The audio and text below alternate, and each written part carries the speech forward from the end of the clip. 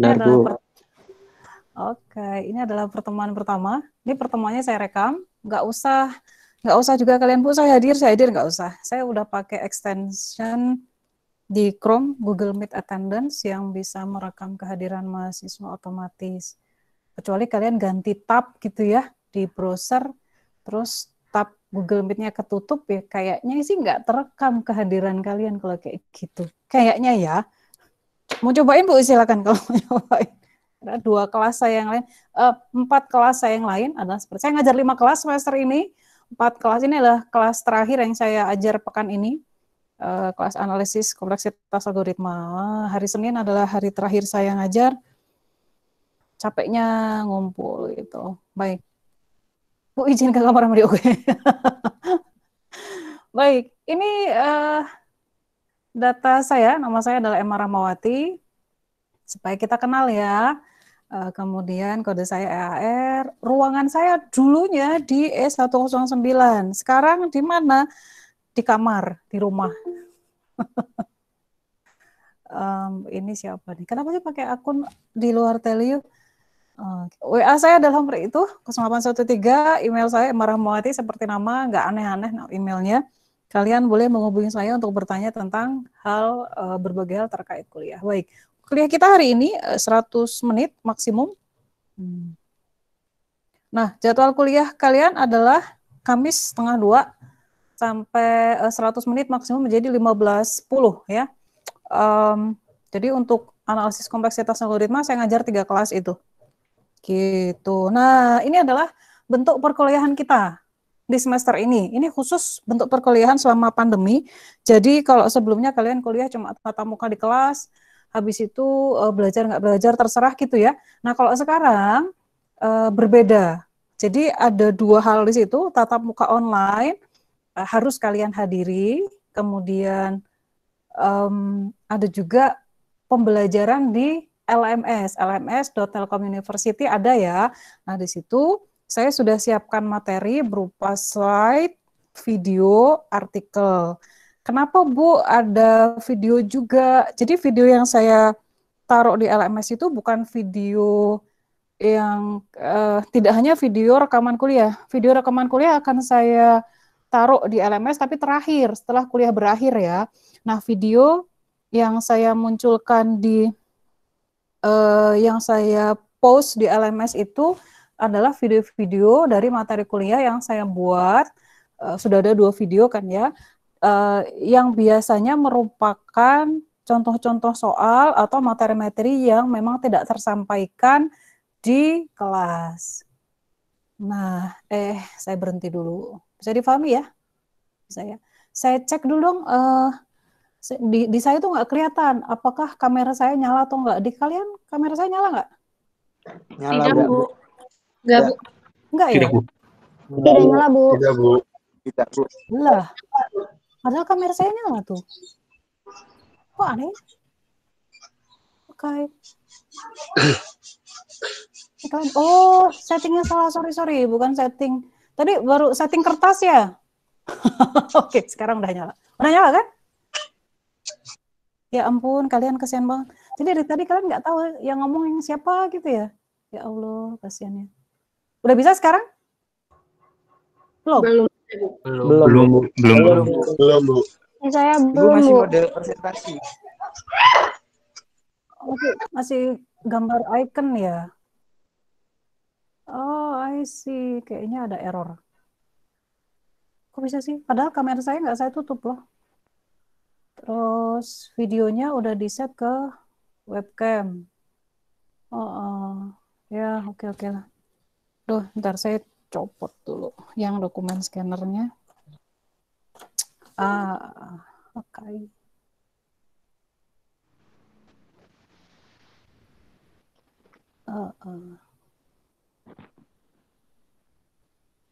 Belum juga.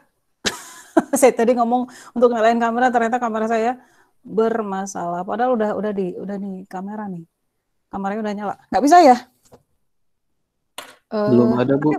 Muncul gambar iconnya aja ya? Belum ada. Iya, Bu, masih icon. Profil picture. Nah, itulah saya pokoknya. Gak apa-apa yuk, saya lanjutkan ya, karena waktu kita terbatas. Semoga nanti kamera saya sembuh dengan sendirinya. Ya, Bu. Baik, baru terjadi hari ini. 4 kuliah kemarin baik-baik saja. Baik, ini adalah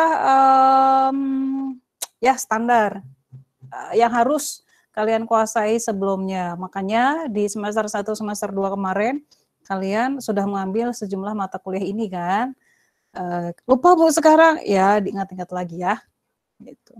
Nah, ini adalah 3 kemampuan yang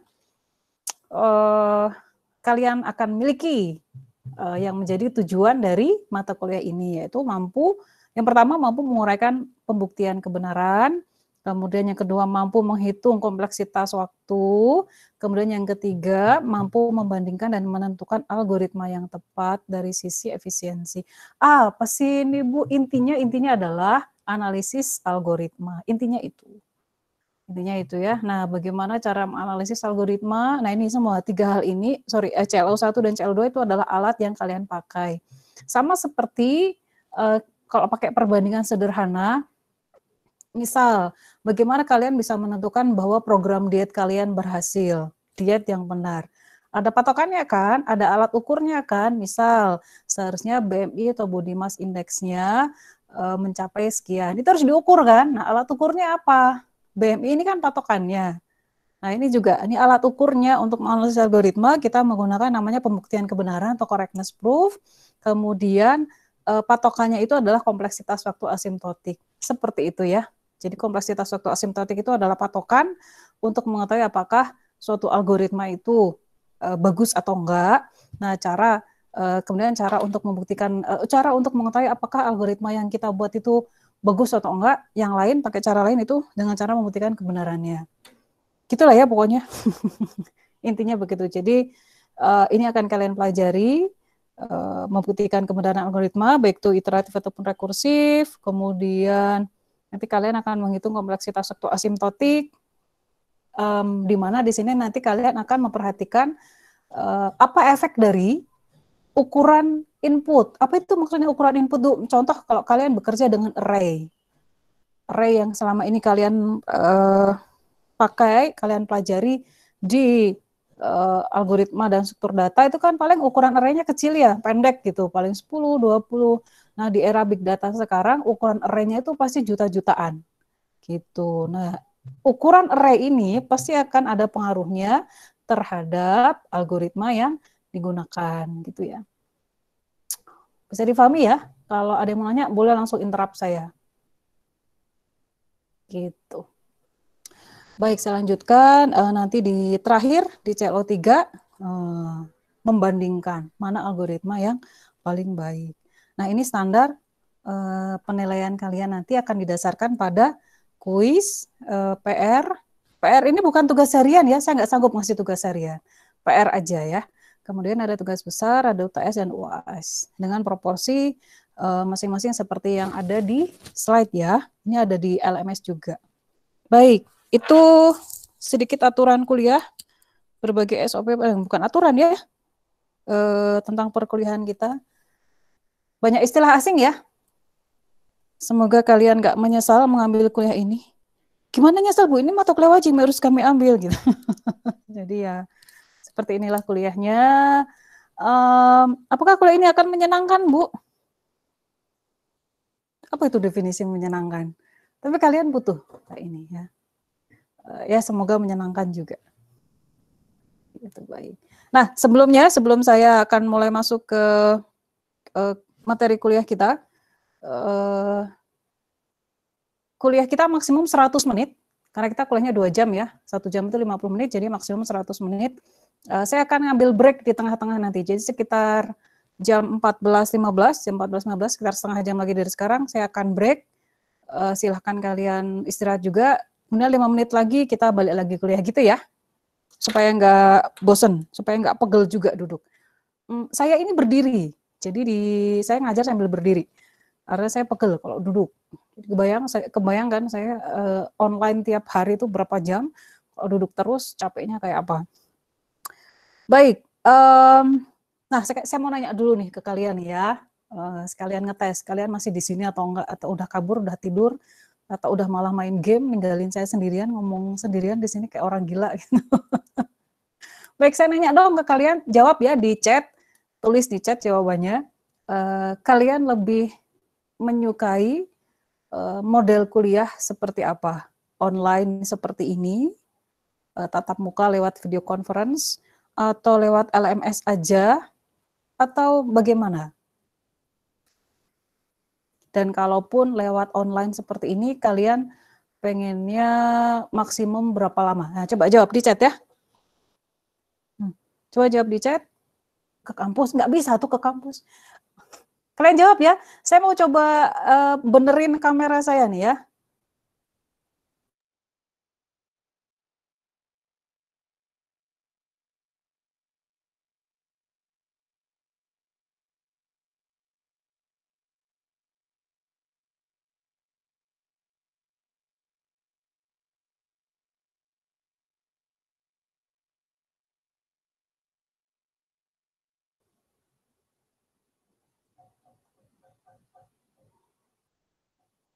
Udah bisa kamera saya muncul? Oh, bisa, oke, oke. Tadi ada sedikit kekacauan. Gimana cara ngelihat chat kalian? Oh, ini dia. Lebih suka seperti yang jawab ke kampus tadi sempat kelihat sama saya sebelum nggak bisa tuh ke kampus. Tahu nggak, dosen itu juga nggak suka sebenarnya ngajar seperti ini. Dosen lebih suka ngajar di kelas, bisa ketemu sama mahasiswa, ya. Sama dong. Sama, bisa ketemu sama mahasiswa. Gimana supaya saya bisa lihat kalian semua ini? Grid view kan? Iya Bu, grid view. Error lagi. Wait, jangan pakai full screen, change layout. Oke, I see.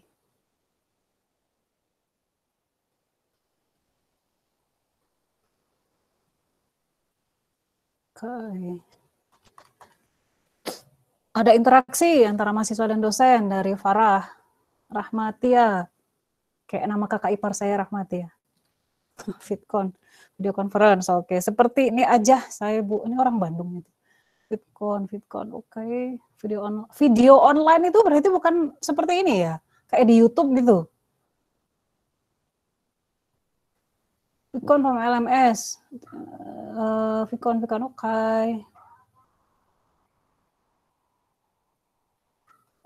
Oke, video, tapi LMS tetap ada video materinya, jadi bisa ngulang kalau belum paham. Ada tanya jawab biar paham. Ya, oke. Oke, sip. Semoga kalian menjawabnya ikhlas ya. Jadi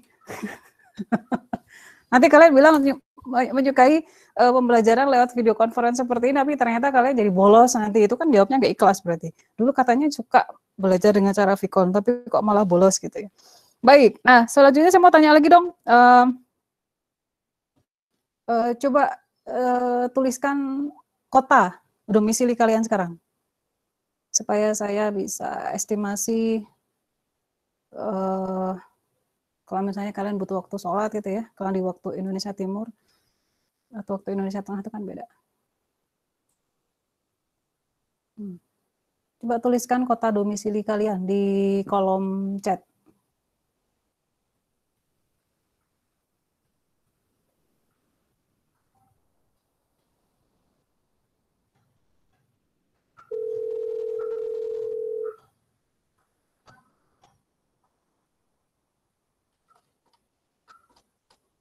Nganjuk, Jawa Timur, Surabaya, Bekasi, Subang. Oh, ada yang di Kendari. Dompu.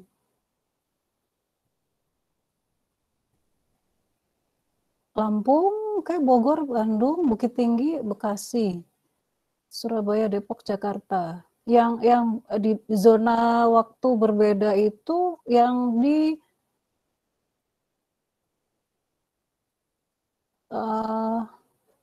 kalau Sumatera masih sama lah ya dengan Bandung. Serius Singapura? Tommy? Iya Bu. Serius lagi di Singapura ini? Iya Bu. Oh, emang tinggal di sana atau lagi liburan? Tinggal sih, Bu. Oh, tinggal. Tapi kalau kemarin kuliah ke Bandung dong ya? Iyalah, Bu. Oke, Jombang. Kalau Singapura rasanya nggak terlalu jauh berbeda waktunya dengan Indonesia lah ya. Masih 1 jam, bisa Bu. diatasi. Teva, Tegal kali. Tegal, oke. Dompu NTB ini kayaknya waktu Dom NTB itu waktu Indonesia Tengah ya? Waktu Indonesia apa kita?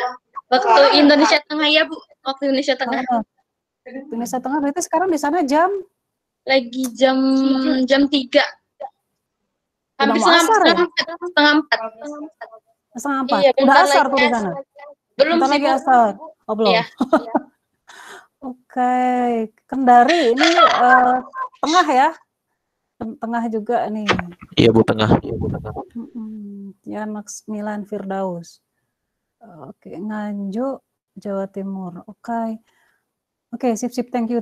Berarti beberapa tadi yang akan saya perhatikan ketika misalnya sudah masuk waktu sholat, sedangkan kalau saya berada di waktu Indonesia Barat kan, ini sekarang hampir jam 2, bukan waktu sholat ya. Waktu zuhurnya masih ada, tapi masa kalian baru sholat zuhur jam sekarang itu kan kebangetan. Oh, jangan gitu ya. Baik, ini tadi saya tunjukkan lagi Windows saya. Nah, saya punya pertanyaan. Ini dia. Kelihatan nggak? Kelihatan ya? Ada 3 pertanyaan. Belum. 3 pertanyaan. Apa yang muncul di situ? Slide ya? Oke. Ada 3 pertanyaan. Apa itu algoritma?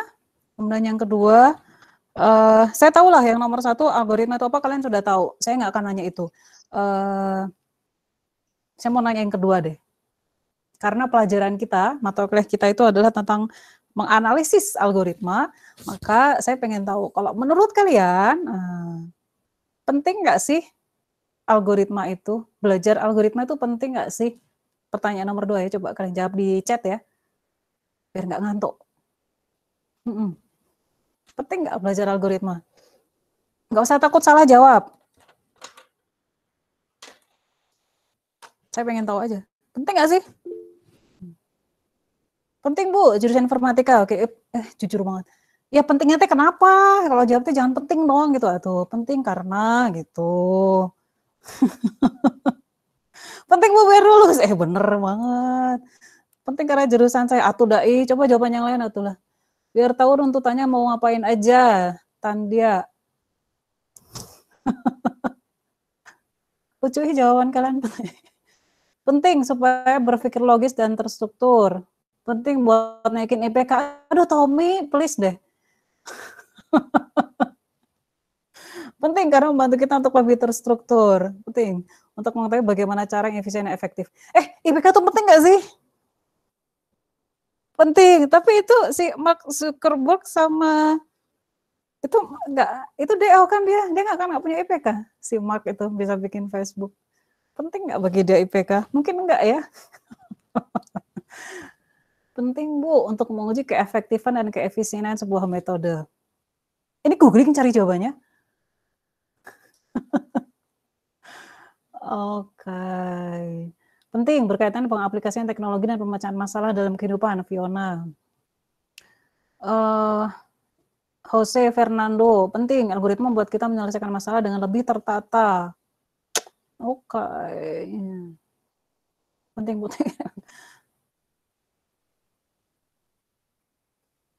Penting biar lulus. Lucu-lucu jawaban kalian. Oke, thank you ya atas responnya. Tapi bukan itu yang saya maksudkan. Oke, karena saya membebaskan kalian menjawab apapun, oke lah, nggak ada jawaban yang salah. Nah, pertanyaan ketiga, apa sih peran penting dari algoritma dibandingkan dengan berbagai teknologi yang ada sekarang terkait dengan komputer? Nggak usah dijawab, ini akan terjawab dengan sendirinya di kuliah hari ini. Nah, ini adalah pengertian algoritma menurut buku Introduction to Algorithms. Bukunya apa sih, Bu? Nah, saya mau nunjukin ke kalian, ada 3 buku pustaka yang akan kalian pakai, ada di LMS. LMS-nya kayak apa, Bu? Nah, kayak gini nih. Terus komputer saya nge-hang. Cakep banget. Ya kan saya nge-freeze kan? Itu koneksinya. Cancel. Reset now. Chrome.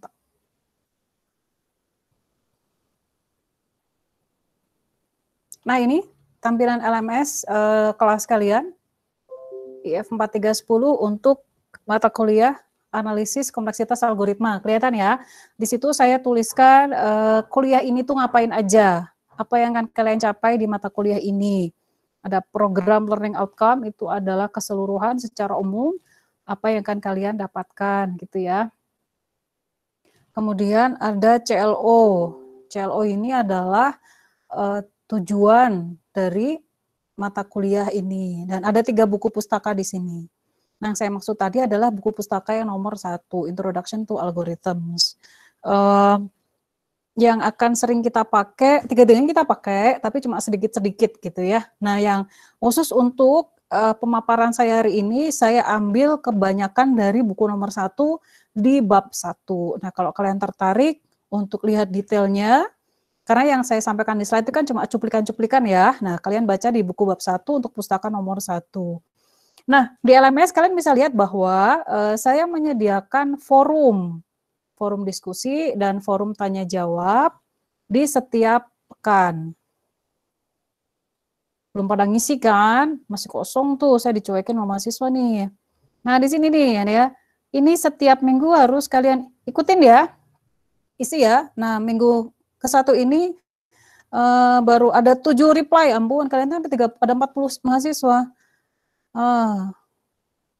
Cek-cek ya. Nah, ini saya cuma pengen tahu aja apakah kalian semuanya bisa akses LMS. Ya, say hi, say hello, kenalkan diri kalian, tambahkan hobi atau apapun lah ya. Saya hobinya ini, Bu, saya masuk IF karena terpaksa, Bu, disuruh bapak saya. Jangan, nggak usah curhat kayak gitu. Gitu ya. Nah, nanti semua kuis, materi, tugas ada di sini. Nah, di sini sudah ada 2 video ya. Ini tentang induksi matematis. Ada 2 contoh soal induksi matematis yang saya bahas di 2 video berbeda. Sengaja saya buat videonya pendek-pendek, sependek mungkin. Gitu ya. Ini bikinnya malam-malam, jadi kalau terlihat agak gelap ya maklumin saja ya. Baik, terus sudah ada 1 kuis nih untuk hari ini. Udah ada 1 kuis. Jadi katanya setiap pekan tuh harus ada kuis. Itu aturan dari kampus. Oke, nah. Dosen juga susah payah bikin soal kuis tuh. Gitu ya. Baik, saya stop presenting, cancel. Saya mau stop presenting, saya balik lagi ke slide ya. Bisa ya, dipahami ya. Itu LMS-nya. Nah, sekarang akses LMS-nya bagi yang bisa, yang koneksinya nggak bermasalah. Terus reply forum yang saya buat. Forum yang saya buat itu adalah forum greetings topiknya. Cuma saya hello. Sekarang ya, sekarang. Gitu. Saya balik lagi ke definisi algoritma. Ini ada 3 definisi algoritma yang diberikan oleh Introduction to Algorithms. Yang pertama adalah itu berbagai prosedur komputasi yang telah terdefinisi dengan baik yang membutuhkan input dan mengubah input-input tersebut menjadi sejumlah output. Itu definisi algoritma yang pertama. Dan definisi algoritma yang kedua adalah sejumlah langkah sekuensial, langkah komputasi tentunya, yang mengubah input menjadi sejumlah output. Tetap ya, ada perubahan input menjadi output. Kemudian langkah-langkahnya itu sekuensial, sequence of computational steps. Kemudian algoritma merupakan alat untuk menyelesaikan problem komputasi, masalah komputasi. Kalian sudah tahu lah ya. Nah, contoh di sini bagaimana kita menggunakan algoritma untuk menyelesaikan permasalahan pengurutan. Kalian sudah tahu, kalian sudah hafal banget Ini permasalahan sorting yang kalian temui di kuliah algoritma dan pemrograman ya. Saya punya sequence of numbers A1, A2 sampai AN. Contohnya seperti ini. Kemudian saya pengen nantinya outputnya adalah terurut. Sorting kan mengurutkan. Saya pengen hasil akhirnya adalah A1 aksen, A2 aksen sampai AN aksen, di mana angkanya atau bilangan yang terkandung di array-nya tersebut terurut dari kecil ke besar seperti itu.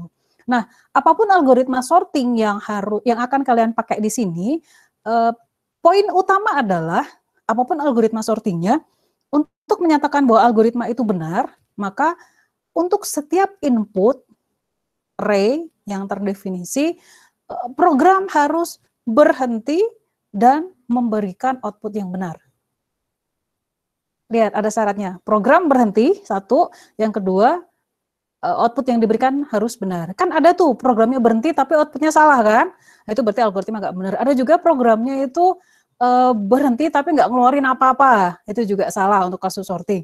Ada juga programnya nggak berhenti. Outputnya benar sih, tapi programnya nggak mau berhenti. Itu juga salah. Kan harus berhenti dan mengeluarkan output yang benar. Jadi ini adalah prinsip sederhana dalam algoritma, gitu ya, bisa dipahami ya. Nah, oke, sekarang kita berandai-andai nih. Ini akan menjawab pertanyaan nomor 2 tadi. Kenapa sih kita masih harus mempelajari algoritma? Ini ya. Andaikan komputer itu udah cepet banget, udah kenceng banget, prosesornya sekarang udah i9 ya, udah i9 ya. Kemudian memorinya juga tersedia bebas, gede banget size-nya. Masih ada nggak sih alasan untuk mempelajari algoritma? Kira-kira jawabannya apa? Coba kalian tulis di chat. Nggak usah takut salah. Saya minum dulu. Yuk, jawab di chat. Masih ada nggak alasan untuk mempelajari algoritma dengan kondisi komputer dan memori seperti itu?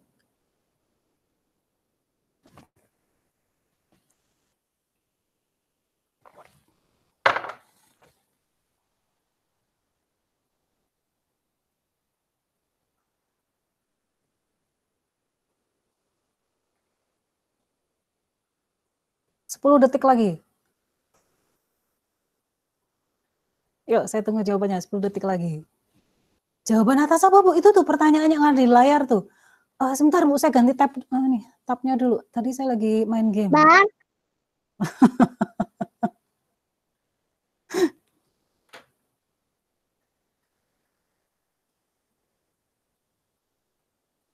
Jawabannya apa?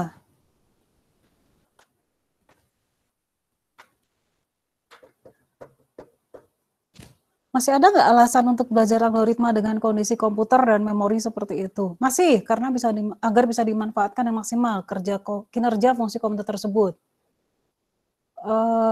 Biar bisa semakin kencang. Denny Ahmad, Sofyan. Ada, Bu, tetap ada untuk ngoding. Oke, betul sih. Komputer juga nggak unlimited, masih punya limit. Jadi algoritma efisien masih perlu. Rian, ini googling Rian atau dari hati yang paling dalam? Benar nih jawabannya Rian nih. Faiz juga benar, agar bisa dimanfaatkan dan maksimal kinerja fungsi komputer tersebut. Masih dibutuhkan, kata Anthony, menciptakan suatu sistem dan kemampuan prosesor yang lebih cepat lagi. Oke, Fiona, tetap ada, setiap perkembangan sesuatu membutuhkan kemampuan SDM. Farah, algoritma untuk menyelesaikan masalah, masih banyak permasalahannya bisa menggunakan algoritma. Oke, perlu, semakin baik, biar efisien. Oke. Masih harus dipelajari agar kita bisa update lagi teknologinya. Gini. Betul. Betul. Masih penting, kata Zahid, membantu kita mempelajari ilmu komputer. Oke. Masih karena agar manusia tidak tersaingi. Oleh siapa? Maksudnya mungkin supaya manusia terus bisa improving kali ya, meningkatkan kemampuan dari existing teknologi gitu ya. Oke.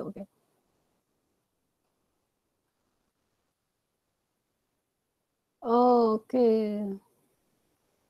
Gian, dalam kehidupan sehari-hari, setiap permasalahan dengan cara tersebut untuk menyelesaikan masalah. Oke, Mas Ayu, komputer tidak akan bisa menggantikan manusia. Oke, tetap ada memecahkan permasalahan. Oke, masih ada fungsi kerja, masih menambahkan anggota dalam lingkungan. Penting mengurangi inkonsistensi. Teknologi nggak ada habisnya, improve penting. Oke, betul. Mengurangi permasalahan lebih efisien. Jawabannya keren-keren. Nggak googling kan? Emang ada Bu jawabannya? Kali aja ada. Nah, untuk lebih apa ya? Supaya kalian memahami alasan. Ini saya berikan sebuah alasan teknis. Kalau tadi kan kalian itu normatif ya. Nah, ini sekarang saya berikan contoh teknis. Contoh, saya punya dua buah komputer nih di sini, komputer A dan komputer B. Perbedaan dua komputer ini adalah komputer A 1000 kali lebih cepat dalam mengeksekusi instruksi, yaitu komputer A dia mampu mengeksekusi instruksi dalam 1 detik itu 10⁻10, sedangkan komputer B dia cuma bisa mengeksekusi instruksi dalam 1 detik 10⁻7. Ini ya, ini perbedaan komputer A dan komputer B di sini. Kemudian mereka berdua saya minta untuk menyelesaikan permasalahan sorting, pengurutan bilangan dari kecil ke besar gitu ya. Tapi bilangan yang diurutkan ada 10 juta bilangan. 10 juta bilangan itu 10⁻7 ya, 10⁻7 bilangan. Ini. Kalau hanya diketahui seperti ini, bahwa komputer A lebih cepat 1000 kali, terus dua-duanya disuruh untuk menyelesaikan problem sorting 10 juta bilangan, maka pasti kalian akan menjawab bahwa komputer A akan lebih cepat menyelesaikan kasus itu kan? Pasti, karena komputer A 1000 kali lebih cepat. Tapi, nah kalian tahu bahwa untuk sorting itu kita butuh algoritma. Nah, di komputer A, saya kasih algoritma yang lebih lambat.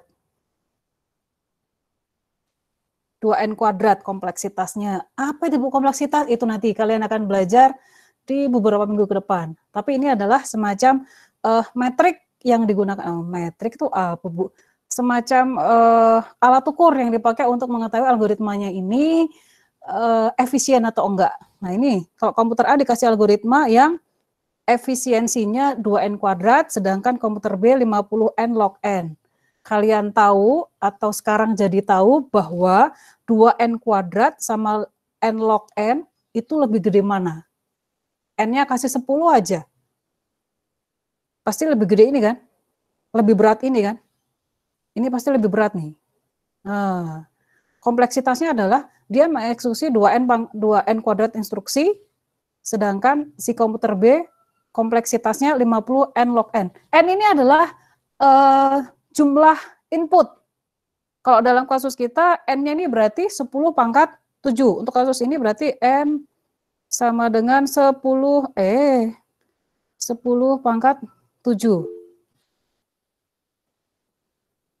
N-nya ini ya. N di sini tuh ini. 10⁻7. Nah, pertanyaan saya, komputer mana yang akan lebih cepat menyelesaikan permasalahan sorting?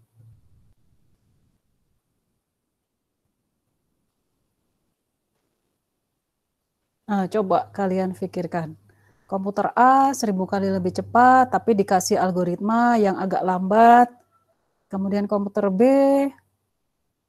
cuma 10⁻7 instruksi per detik yang rapat diprosesnya, tapi dia dikasih algoritma yang lebih cepat. Nah, kira-kira untuk mengurutkan 10 juta bilangan, mana yang lebih cepat selesai duluan? Komputer A atau komputer B? Nah, coba 1 menit.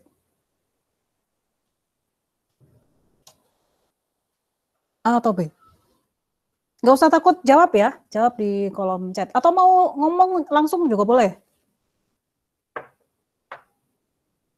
Pada bilang B. Nggak ada yang A nih.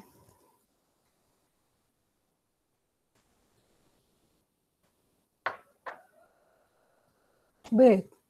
Kalau B berapa kali lebih cepat sih B? Berapa detik, berapa menit B menyelesaikan problem ini, dan A berapa lama waktu yang dibutuhkan oleh masing-masing komputer untuk menyelesaikan permasalahan ini?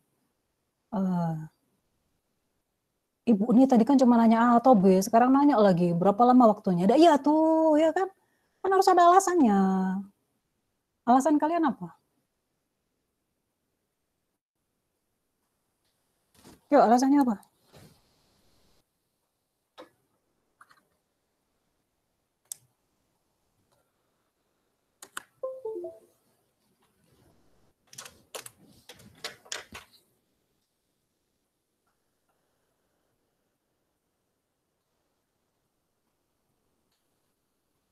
Coba saya tunggu.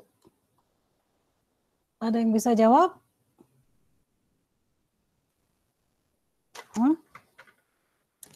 Komputer B kurang dari 20 menit. Sedangkan komputer A lebih dari 5 jam. Kok bisa, Bu? Coba kita lihat ya. Komputer A. Komputer B. Kelihatan ya tulisan saya ya? Komputer A bisa menyelesaikan dalam waktu 2N kuadrat. N-nya adalah 10 pangkat 7, 2N kuadrat dibagi tadi berapa? 10 pangkat 10. Ini adalah instruksi satuannya, sedangkan di sini adalah satuannya instruksi per second, per detik. Maka ini kira-kira 20.000 second, atau di ini lebih dari 5,5 jam. Itu komputer A. Komputer B, tadi kan dia 50 N log N. N-nya adalah 10 pangkat 7 log 10 pangkat 7. Dibagi dengan kecepatan komputer yaitu 10 pangkat 7. Ini didapat dari 50 N log N. Yang ini ya. Ini instruksi, di sini adalah instruksi per second. Ini kira-kira, ini saya coret di sini. Hati-hati, yang dicoret adalah yang ini. Perhatikan, bukan yang di sini ya, karena ini kan 10 pangkat 7 milik log. Ya Bu, saya udah tahu Bu. Kalau udah ngitung-ngitung gini mahasiswa ada juga yang salah, jangan salah ya. Kan saya sering ngoreksi pekerjaan mahasiswa. Ini coret jangan sampai salah ya. Ini kira-kira 1163. Oh, hitungnya cepat Bu. Ya udah saya hitung duluan.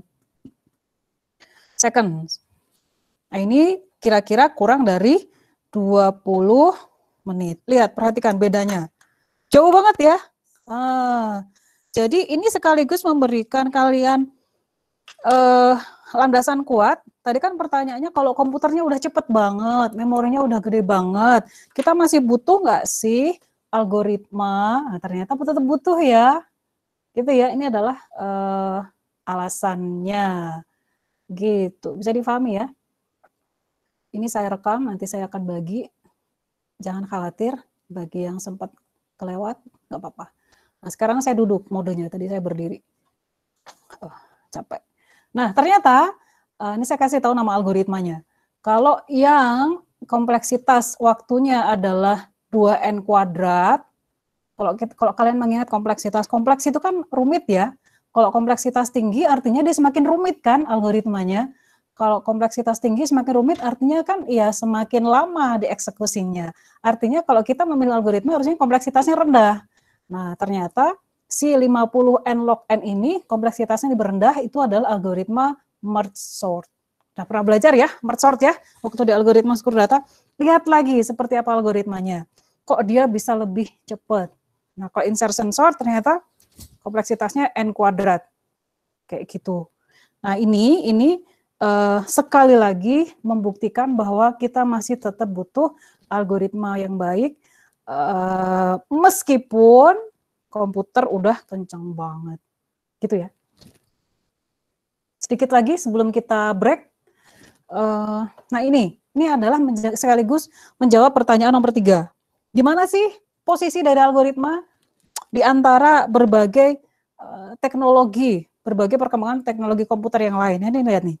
Ini ada 5 poin saya tuliskan di sini. Ini semua underlying-nya pasti adalah algoritma. Misal, networking yang cepat, poin kelima. Dia pasti ada algoritma di dalamnya. Iya dong, untuk ngirimin paket data dari satu poin ke poin yang lain, gimana caranya supaya cepat, gimana kalau terjadi collision, terjadi tabrakan, dia harus ngapain. Itu kan butuh algoritma ya.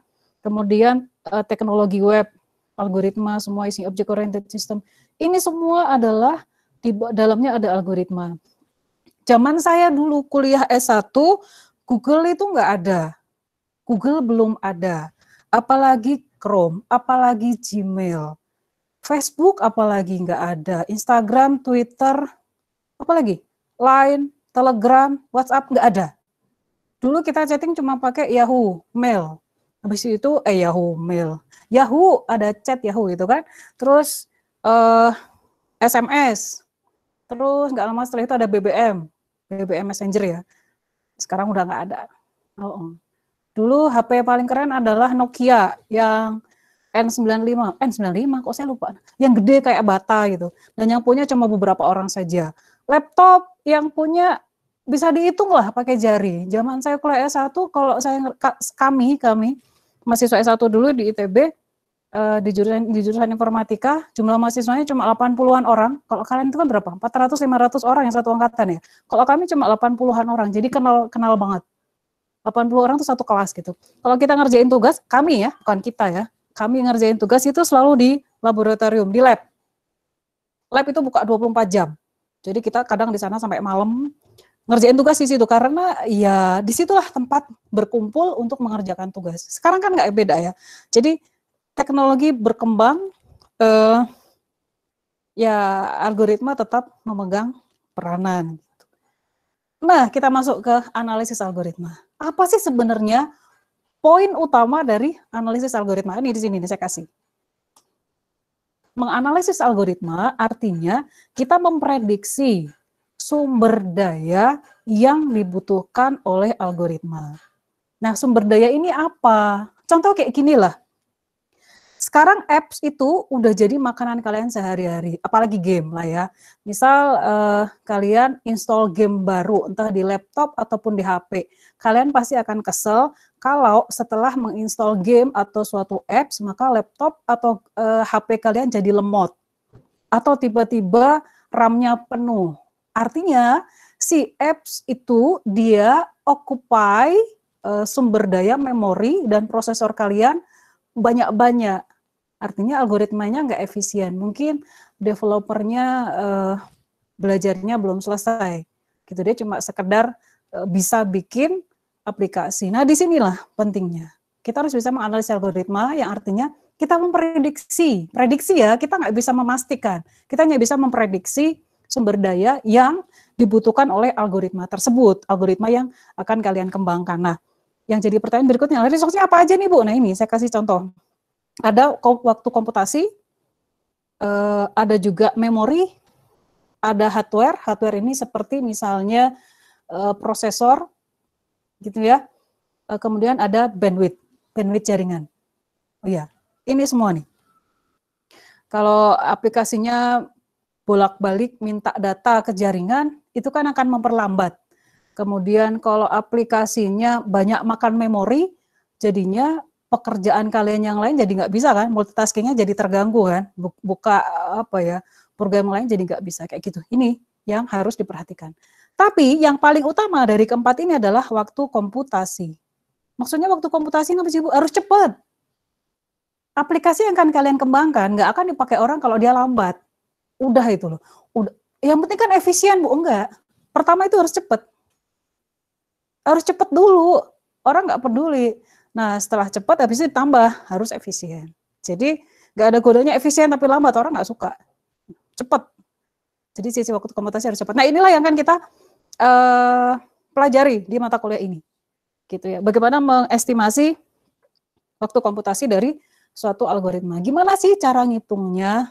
Apakah algoritma yang saya buat itu cepat atau enggak, gitu ya. Nah, itu yang di bawahnya itu adalah, saya jelaskan RAM. RAM itu pada dasarnya merupakan alat hardware perangkat keras yang digunakan untuk loading semua instruksi ataupun statement yang ada di algoritma kalian. Ada arithmetic, data movement, control, semuanya di load di RAM untuk kemudian dieksekusi oleh prosesor. Itu sebabnya penting sekali jumlah RAM yang besar, gitu ya. Zaman saya kuliah dulu S1, RAM saya itu paling di PC ya, dulu nggak kenal laptop, 256 mega, 512 mega itu udah gede banget. Mega ya, bukan giga, mega. Sekarang saja laptop udah 16 giga itu udah wajar, udah apa ya, common lah, udah umum. Tuh, kebayang kan? Kan semakin banyaknya data yang diproses. Ini terakhir sebelum kita break. Ya gitu Bu, data yang diolah bakal banyak. Coba lihat, saya punya 2 algoritma, sequential search dan binary search. Kalian udah tahu lah ya ini apa. Ya nanti sambil googling sequential search itu gimana ya Bu? Nah, sambil googling. Saya punya 2 algoritma, kemudian saya punya 3 array. Kalau array-nya ukurannya 128, artinya ada 128 bilangan yang ada di array itu. Kemudian saya mencari suatu bilangan X, apakah X ada di array itu, dan ternyata X ini pada dasarnya nggak ada di array itu. Nah, dengan sequential search, saya akan melakukan 128 operasi perbandingan. Operasi perbandingan itu yang gini loh, yang if, apakah X sama dengan, misal array-nya namanya A ya, A yang ke I. Ada kayak gitu kan? Di semua di semua algoritma searching, pasti ada kayak gininya di bagian ini. Kalau dia sama dengan elemen ke I dari suatu array, maka dianggap, oh ya ketemu gitu kan. Nah, ternyata si X ini nggak ada, pada dasarnya nggak ada di array itu. Nah, maka kalau pakai sequential search, saya butuh 128 kayak gini. Nah, tapi kalau pakai binary search, saya cuma butuh 8. 8 kali.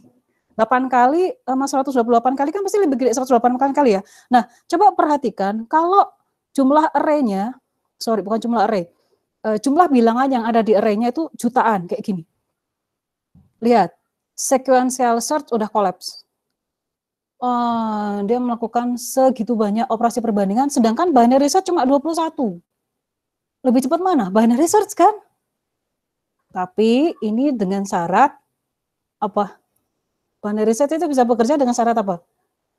Array-nya harus terurut. Array-nya terurut, gitu ya. Kan untuk dia bisa bagi 2, dia harus terurut. Gitu ya. Nah, ini adalah contoh pentingnya membangun algoritma yang baik.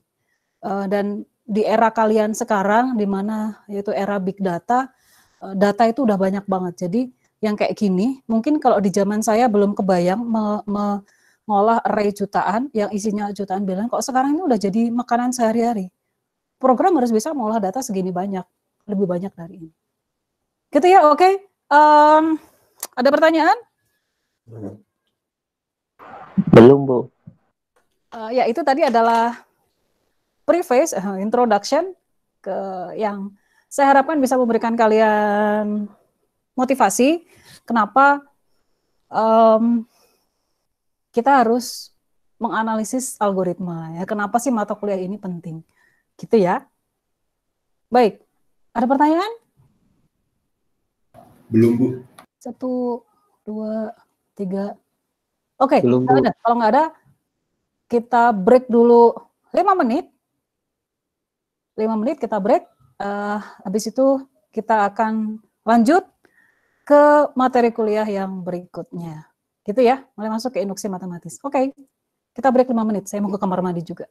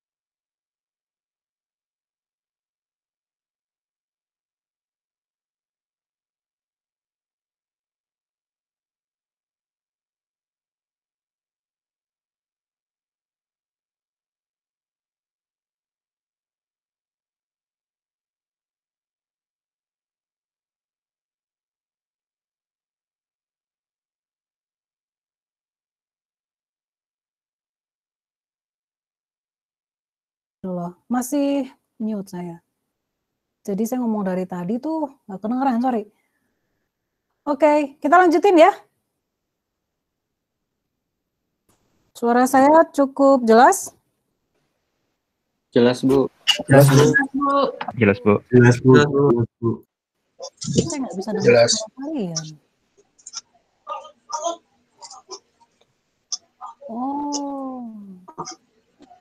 Oh, saya udah bisa dengar suara kalian. Oke, oke.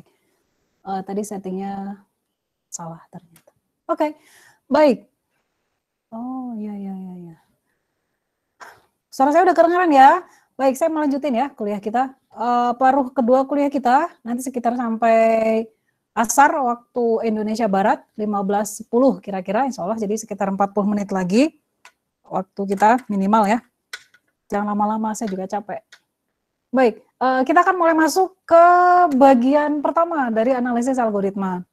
Kalian perhatikan judul yang saya berikan di situ adalah pembuktian kebenaran atau correctness proof of iterative algorithm atau algoritma iteratif. Loh, sekarang berarti kita fokusnya di algoritma yang ada loop-nya. Iya, betul.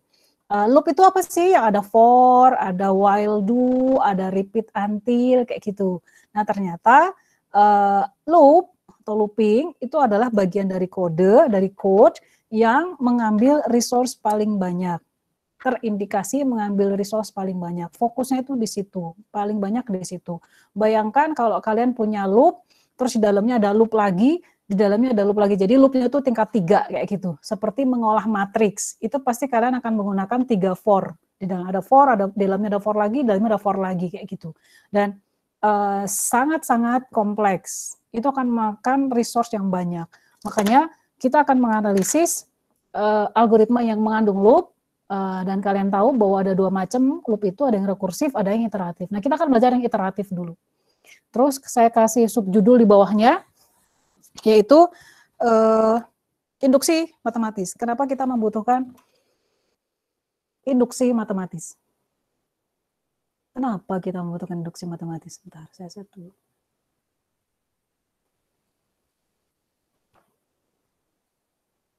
Nah, tadi salah setting. Kita akan pakai induksi matematis untuk membuktikan kebenaran dari algoritma. Saya tanya dulu deh. Ada yang masih ingat tentang induksi matematis? Di pelajaran entah matematika diskrit atau logmat, logika matematika. Saya lupa. Masih ingat?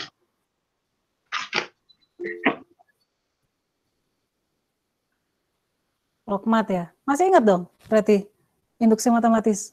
Masih? Wah, keren. Jadi nggak usah diulang ya?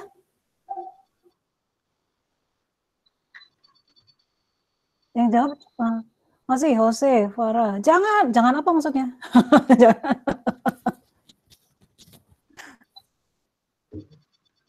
Yang lain masih ingat? Nggak ingat, ulang Bu, tidak apa-apa. Masih lupa, mana ada? lupa. Alhamdulillah lupa, ya Allah. Kurang ingat.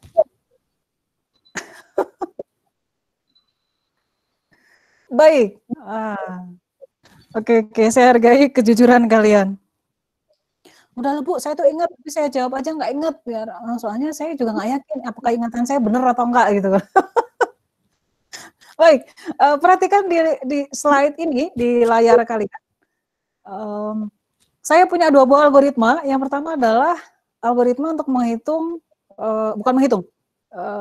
untuk mengetahui bilangan Fibonacci yang ke N. Kalian tahu bahwa bilangan Fibonacci itu, salah layar. Saya pakai 2 layar di sini. Salah. Saya masih share ya. Oke. Pertama adalah fungsi Fibonacci yang akan mengeluarkan bilangan Fibonacci yang ke N. Misal, astagfirullah, salah lagi. Misalnya adalah barisan bilangan Fibonacci 0, 1, 1, 2, 3, 5, 8. Kalian tahu bilangan Fibonacci ini adalah penjumlahan dari 2 bilangan sebelumnya. Contoh, kalau N-nya adalah sama dengan 0, 1, 2, 3, 4. 1, 2, 3. N-nya sama dengan 4, maka fungsi Fibonacci ini akan mengeluarkan bilangan Fibonacci yang keempat adalah 3. Demikian seterusnya. Kalau bilangan Fibonacci yang ke 0, ini adalah 0. Demikian seterusnya. Kemudian fungsi kedua, ini adalah fungsi untuk mengeluarkan nilai maksimum yang dimiliki oleh suatu array. Nah, kalau kalian punya dua algoritma seperti ini, cara paling intuitif yang akan kalian lakukan untuk membuktikan bahwa algoritma ini benar, apa?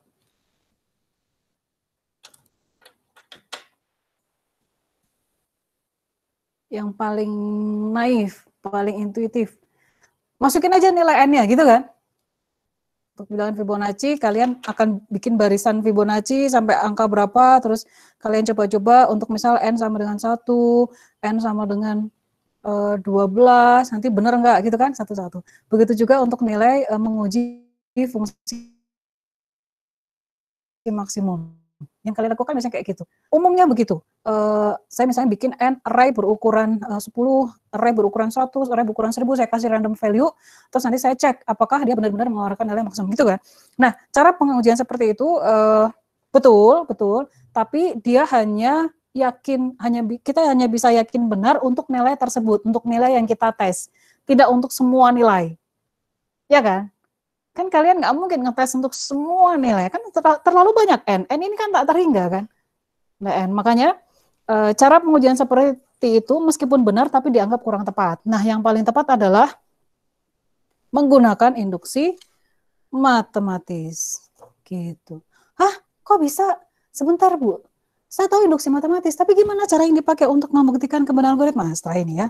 Nah, sebelum kita masuk ke situ, menjawab pertanyaan tadi, saya masuk dulu saya refresh dulu. Apa itu induksi? Induksi. Contoh, induksi saya kasih definisi di situ, penentuan kaidah umum berdasarkan kaidah-kaidah khusus. Ini seperti menyimpulkan ya, deduktif. Kita menyimpulkan sesuatu berdasar fakta-fakta yang ada. Nah, induksi kayak gitu. Jadi kita membuat kesimpulan berdasarkan fakta-fakta yang ada. Tapi induksi ini dia punya karakteristik yang khusus. Contoh ya.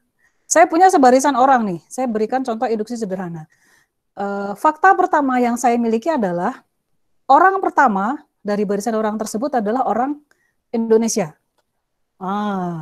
Itu fakta ya. Ingat, itu adalah fakta. Kemudian fakta kedua, perhatikan, fakta kedua yang saya miliki.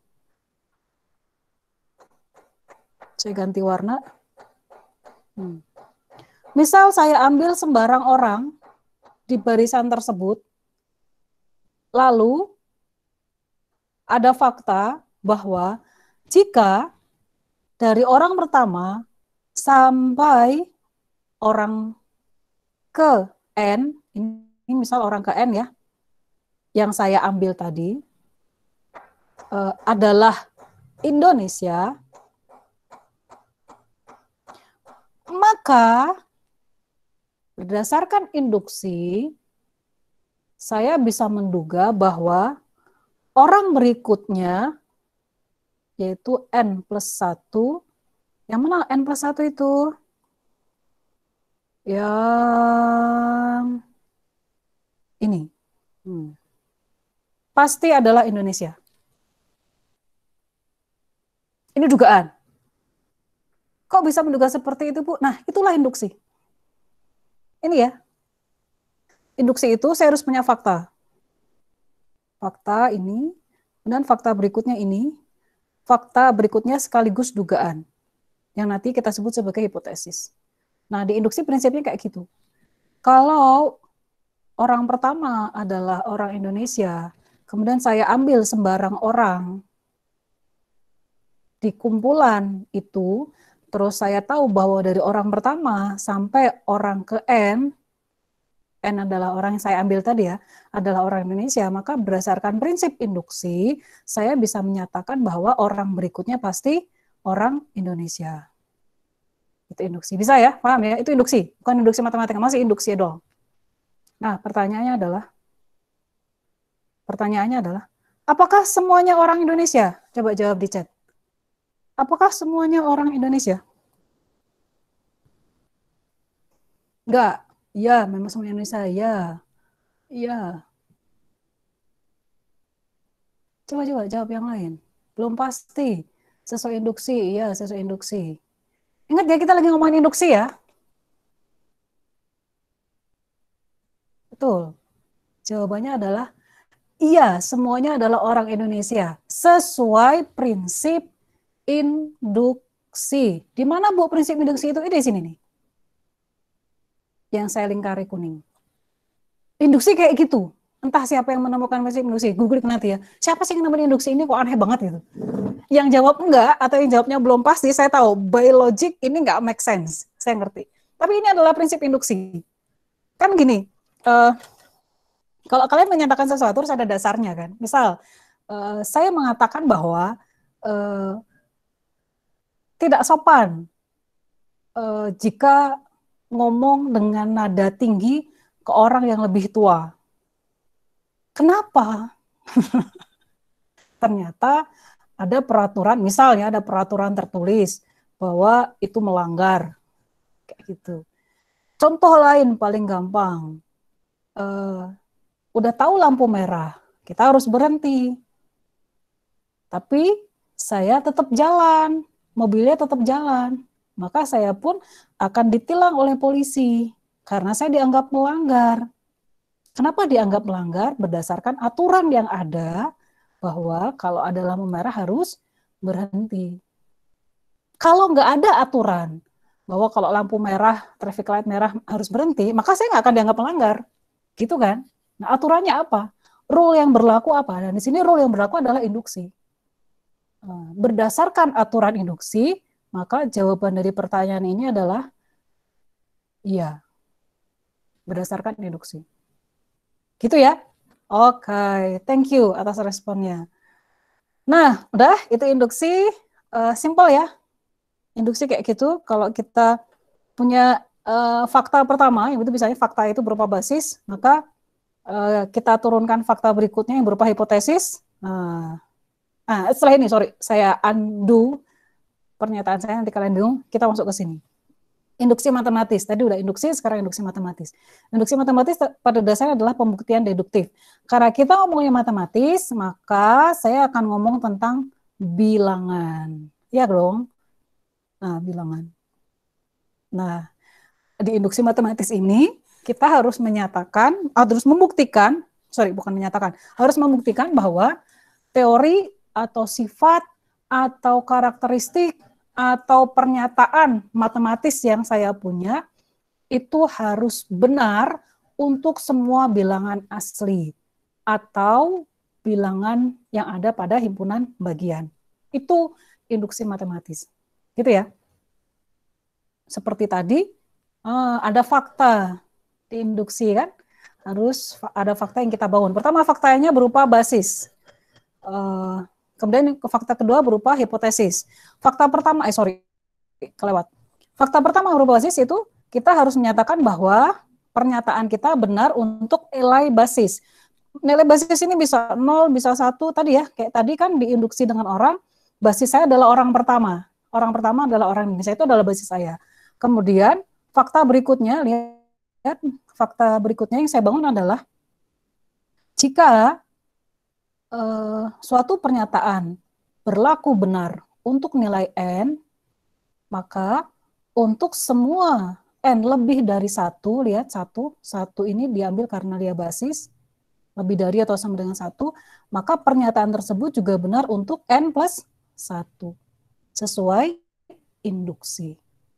Ini menjadi fakta yang kita sebut sebagai hipotesis. Loh, katanya fakta, Bu. Kok hipotesis? Hipotesis itu kan dugaan, ya kan? Hipotesis itu dugaan ya. Dugaan, asumsi, atau estimasi yang belum tentu benar. Betul kan? Yang kita tahu benar adalah basis. Makanya faktanya kita sebut sebagai basis, dasar. Dia pasti benar. Kemudian fakta yang kedua, itu fakta yang masih merupakan hipotesis saja, fakta dugaan. Ya kan? Ini hanya kita duga. Nah, karena kita masih menduga, maka kita harus membuktikan apakah dugaan kita benar atau salah, kan? Nah, untuk membuktikannya, kita menggunakan yang namanya, ini rangkuman, yang ketiga, induction step, langkah induksi yang merupakan bukti bahwa, nah ini, yang kita nyatakan hipotesis adalah benar. Saya ulang ya. Nah, pertama adalah kita harus menentukan fakta pertama itu basis yang merupakan bukti bahwa pernyataan benar untuk nilai basis. Tidak harus 1, bisa 0, bisa 2, bisa 3, tergantung dari karakteristik permasalahan. Kemudian bisa 2 gitu Bu, contoh pada kasus pengurutan N-nya adalah 2, karena kalau jumlah array-nya 1 kan nggak perlu diurutkan, kita perlu mengurutkan array itu kalau minimal ada 2 kan elemennya, kayak gitu lah ya. Kemudian balik lagi ke sini, fakta kedua harus kita bangun adalah fakta yang disebut dengan hipotesis. Ini fakta tapi faktanya itu belum tentu benar, masih dugaan, makanya disebut sebagai hipotesis. Yang pada dasarnya merupakan asumsi apakah pernyataan tersebut benar, pernyataan tersebut itu benar untuk nilai N bebas, maka dia juga harus benar untuk N plus 1. Ini kurang nih kalimatnya. Oh, udah nggak apa, nanti sambil saya perbaiki, sambil saya berikan contoh ya. Nah, kemudian yang ketiga, ini 1, 2, 3. Saya suka kasih nomor kayak gini. Ini akan membantu saya dan semoga juga membantu kalian dalam mengerjakan latihan soal gitu ya. Nah, langkah ketiga adalah langkah induksi yang pada dasarnya langkah-langkah yang kita gunakan untuk membuktikan hipotesis kita benar atau salah. Bisa dipahami ya? Oh, maksa saya.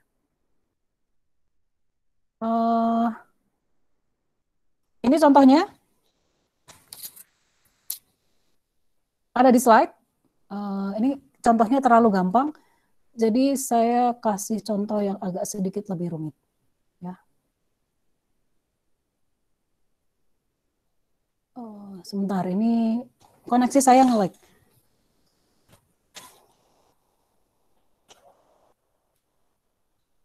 Saya ganti settingan.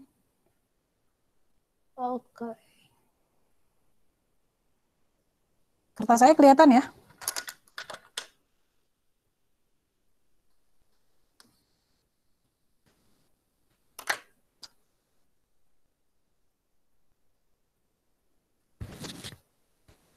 Tulisan saya bisa terlihat jelaskah? Jelas, Bu. Jelas, Bu. Sip. Saya lanjutin ya. Saya akan berikan contoh induksi matematis bagi ini adalah sekedar review sebenarnya yang ada di Logmat. Bagi yang sudah paham, alhamdulillah kita review lagi dan kita akan kaitkan ini nantinya dengan pembuktian kebenaran. Ini adalah bagian terakhir dari kuliah kita hari ini. Materinya terakhir ini tentang bagaimana menggunakan induksi matematis untuk membuktikan kebenaran pada algoritma iteratif itu di pekan depan saja ya. Saya pengen pelan-pelan supaya kalian paham dulu ini. Nanti baru pekan depan saya akan masuk ke yang namanya loop invarian, yang pada dasarnya basisnya adalah induksi matematis ini. Gitu ya. Baik, saya punya pernyataan berikut. Sum dari I kali 2 pangkat I untuk nilai I dari 1 sampai N akan memenuhi N-1 kali 2 pangkat N plus 1 tambah 2. Nah, saya mengklaim, ini adalah klaim ya, saya mengklaim bahwa ini tuh benar untuk semua bilangan positif. Saya pelan-pelan. Bu, ini maksudnya apa sih Bu? Ini udah saya kasih contoh. Kalau saya punya I kali 2 pangkat I, salah ini. Saya ambil kertas lain lagi aja ya. Wait.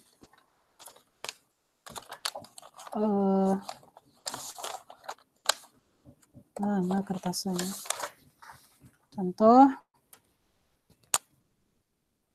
Sum dari I sama dengan 1 sampai N untuk I kali 2 pangkat I, itu kan sama dengan, kalau misalnya N-nya saya sama dengan 3, Maka saya akan punya 1 kali 2 pangkat 1, sama ya, ditambah 2 kali 2 pangkat 2, ditambah 3 kali 2 pangkat 3. Kan N-nya 3. Saya berhenti di sini. Ini N ya. Kok jadi N bukan itu I? Kan ini I-nya dari 1 sampai N. Diganti. Gitu ya, paham ya? Jadi kalau saya punya 1 sampai N, maka ini akan jadi seperti ini. Tambah N kali 2 pangkat N. Gitu kan? Bisa ya dipahami ya? Kalau nggak ada nanya berarti bisa. Kayak gini. Ini akan jadinya kayak gini. Kalau saya saya kasih garis. I dari 1 sampai N, nah di sini. Terakhir. Adalah fungsi, perhatikan adalah fungsi penjumlahan. I-nya dari 1 sampai N. Yang fungsinya seperti ini, I kali 2 pangkat I. Nah, saya ingin membuktikan bahwa penjumlahan seperti ini, dia itu sama saja dengan N minus 1 kali 2 pangkat N plus 1 tambah 2. Pokoknya untuk menyelesaikan ini, daripada saya jembrengin satu-satu kayak gitu ya, itu sama saja dengan menyelesaikan kayak gini. Nah, ini klaim saya nih. Nah, coba buktikan dong bahwa ini benar gitu. Soalnya mengatakan begitu. Maka kita bisa menggunakan induksi matematis di sini. Itu ya bisa ya dipahami ya permasalahannya. Baik. Saya akan mulai induksi matematis. Pertama kita harus membuat fakta dulu. Fakta yang pertama disebut dengan basis. Basis induksi. Basisnya kira-kira berapa? 1 ya. Kan I-nya dari 1. I-nya dari 1 kan? Maka N sama dengan 1. Kalau N sama dengan 1, maka saya akan punya gimana? 1 kali 2 pangkat 1 sama dengan 2. Gitu ya. Di sisi yang ini nih. Sebaliknya, di sisi yang sebelah sini saya juga punya kan? 1 minus 1 kali 2 pangkat 1 plus 1 tambah 2. Ini berapa? 1 minus 1 adalah 0, 0 kali berapapun 0, 0 tambah 2 sama dengan 2. Sama ya? Nah, karena sama, saya bisa menyatakan bahwa basis adalah benar. Atau terbukti benar. Basis terbukti benar. Nah, ini adalah fakta pertama. Jadi faktanya harus kita bangun dulu.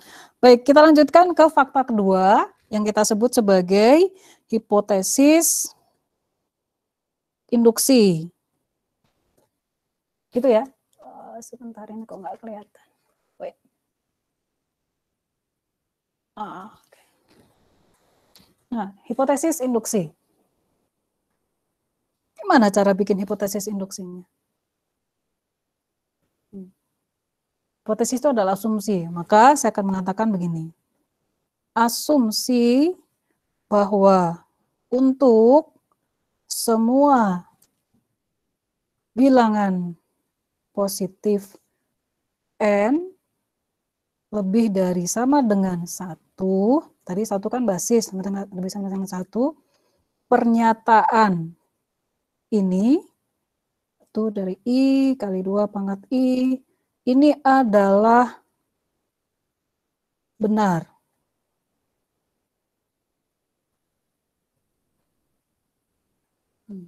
Asumsi untuk semua bilangan positif lebih dari sama dengan 1, pernyataan berikut, nah ini memenuhi seperti ini adalah benar, maka seharusnya I sama dengan 1 untuk N plus 1, I kali 2 pangkat I juga harus benar. Kalau harus benar, maka di sini akan menjadi apa? N plus 1 minus 1 kali 2 N plus 1 plus 1 tambah 2. Gitu nggak? Sama dengan N, nggak pakai kurung, karena ini kan habis ya. Kali 2 pangkat N plus 2 tambah 2. Bisa ya? Dipahami ya? Juga benar. Ini cara membangun hipotesisnya. Asumsikan bahwa untuk semua bilangan positif N lebih dari 1, pernyataan berikut ini adalah benar, maka berdasarkan induksi, saya bisa menyatakan, oh kalau kayak gitu, nilai dia untuk N plus 1 juga harus benar. Benernya tuh kayak gimana? Benernya tuh kayak gini, memenuhi kaidah ini. Saya kasih kotak. Nah, nilai dia untuk N plus 1 harus memenuhi seperti ini. Nilai dia untuk N plus 1 juga benar. Bisa difahami ya? Oke, saya lanjutkan. Kertas saya habis. Saya ambil kertas lagi.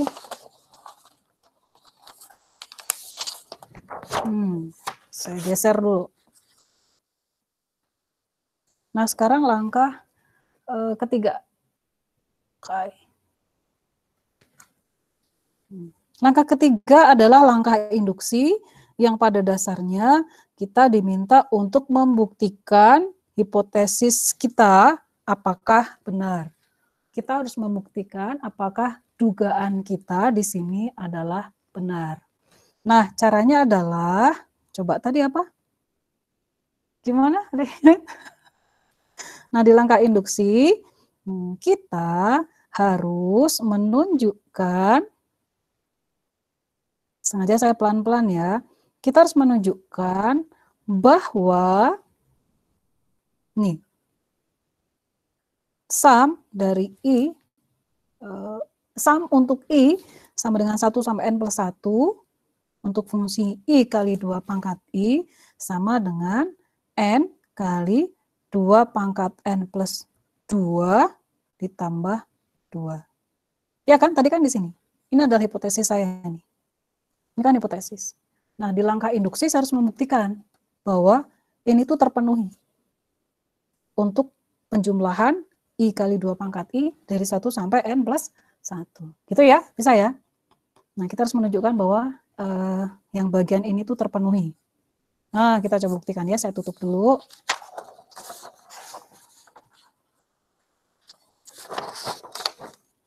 Supaya kalian nggak bingung. Baik. Gimana caranya? Yuk kita buktikan. Sum dari I sama dengan 1 sampai N plus 1 untuk I kali 2 pangkat I. Nah tadi. Saya akan balik ke sini lagi. Ini adalah barisan bilangan untuk hasil penjumlahan dari I kali 2 pangkat I untuk I sama dengan 1 sampai N.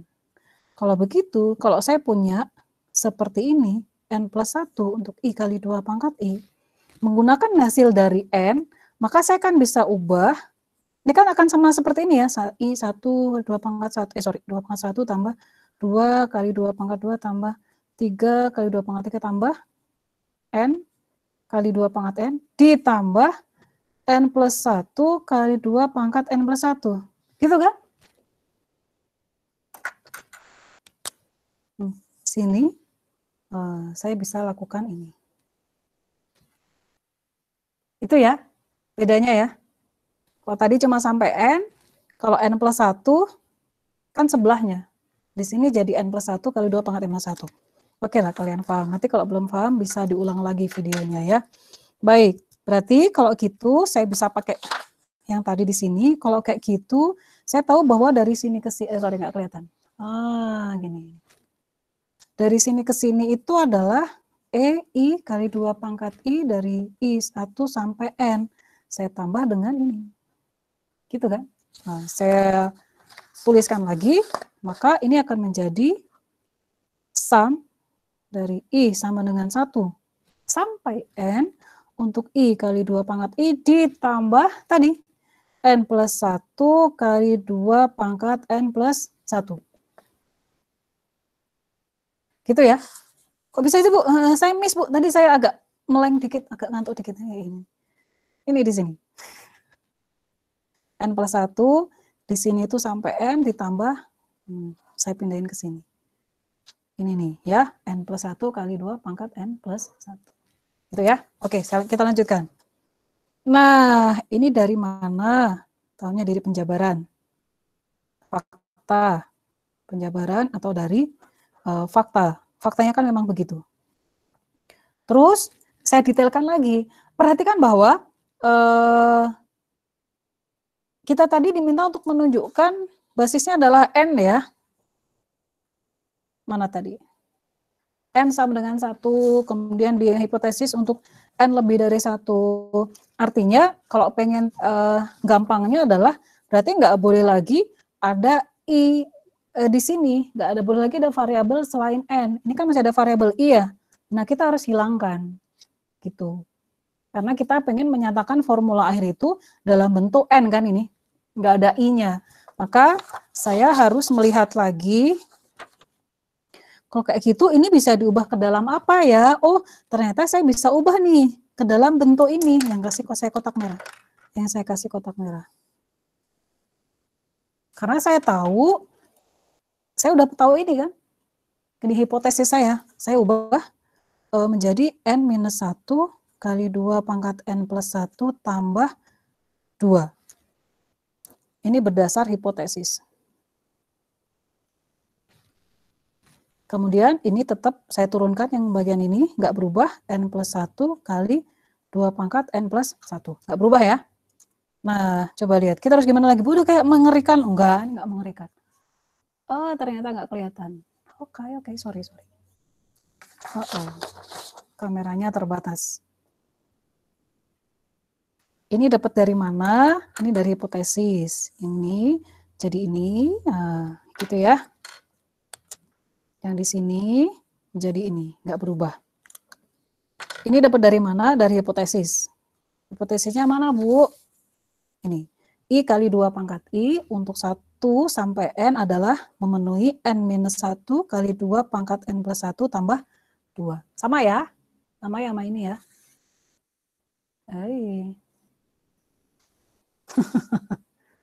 Sama ya ini dengan ini.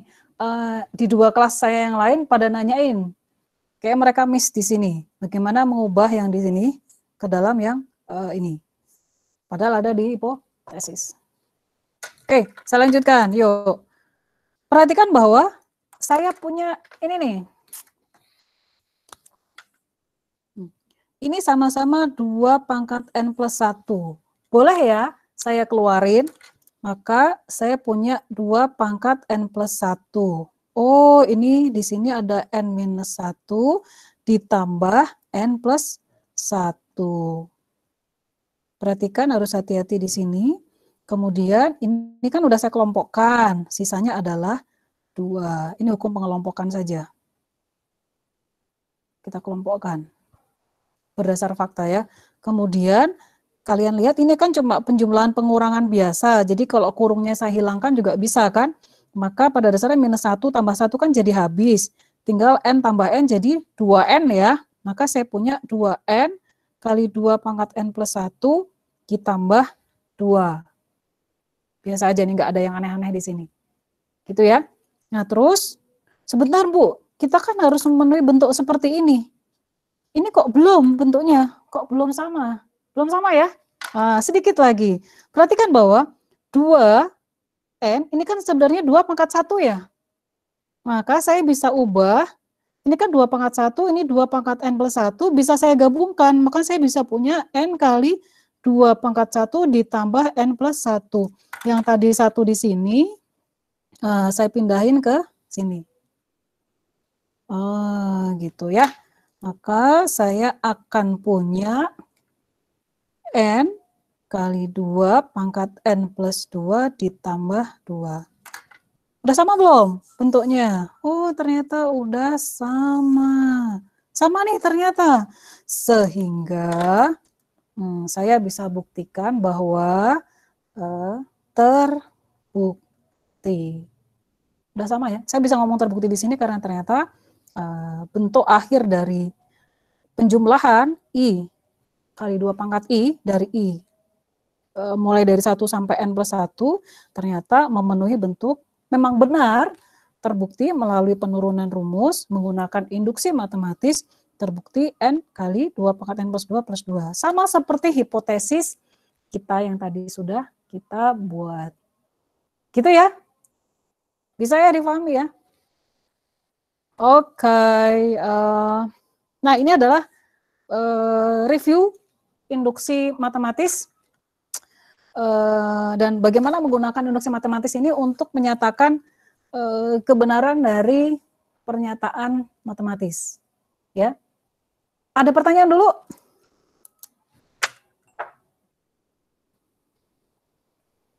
Dalam 30 detik, kalau nggak ada pertanyaan.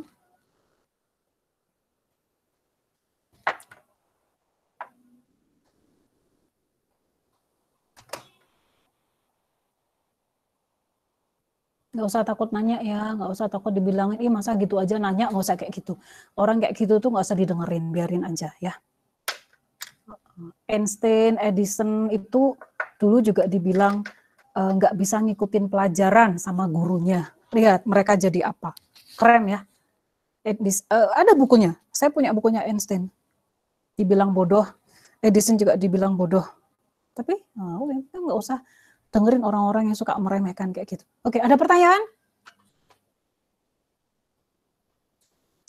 Belum, Bu.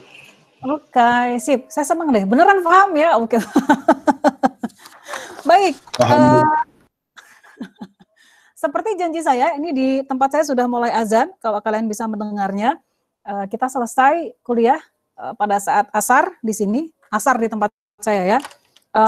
Sebagai penutup, saya akan share ini beberapa menit lagi setelah saya mendapatkan recordingnya dari Google Meet. Saya akan post di LMS, kemudian bukti kehadiran kalian juga akan saya post di LMS supaya kalian bisa ngecek apakah kalian tercatat hadir atau tidak oleh Google Meet-nya. Kemudian waktu kita sudah habis, jadi pertanyaan berikutnya, kalau ada pertanyaan, silakan kalian tuliskan di forum, ya. Forum tuliskan di forum pekan pertama. Kita masih pekan pertama. Jadi tanya apa aja di situ boleh. Yang jawab nggak harus saya. Yang lain juga boleh jawab. Gitu ya. Sedikit tips dari saya. Saya meyakini bahwa keberhasilan belajar itu bukan karena kita merasa pintar, gitu ya. Kita pintar, alhamdulillah, berarti kita dikasih kemampuan otak yang lebih dari Tuhan, dari Allah ya. Cuma jangan menjadikan itu, jadikan kita jadi gede kepala, gede rasa, jadi sombong gitu ya. Bagikan ilmu yang kita pahami ke orang lain. Jangan disimpan untuk diri sendiri. Dan percayalah bahwa ngajarin orang itu akan membuat ilmu kalian lebih berkah, insya Allah. Gitu ya. Baik. Kita ketemu berikutnya di LMS, di forum, tanya jawab di situ, kita hidupkan diskusi di situ, boleh nanya apa aja di situ. Jadi jangan nanya japri. Jangan nanya japri, nanya di forum. Bikin topik baru, Bu, saya nanya ini. Gitu ya. Baik. Baik, oke, thank you atas partisipasinya.